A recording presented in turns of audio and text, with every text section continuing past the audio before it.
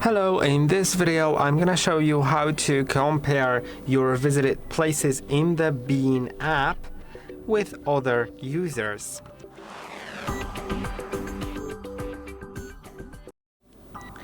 You can compare with profiles on this device if you go to Compare tab or Send Files to your friend, but those two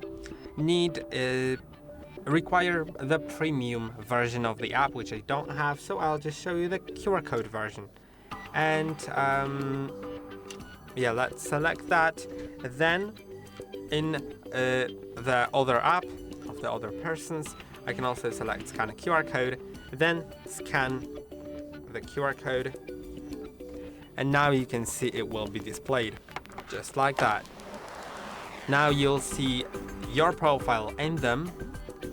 So some colors will indicate that they have visited that place and you don't. The lighter yellow color will indicate that you have visited a place that they don't. And the orange color will indicate that you both have visited those places. You'll also see the percentage of the world, of different regions, of different continents technically, that have been visited. You can also see the amounts of countries in the world or continents. You'll see overview here, as well as some other things. Right, the hemispheres are also counted here. And that will be about it. I hope that this video was helpful.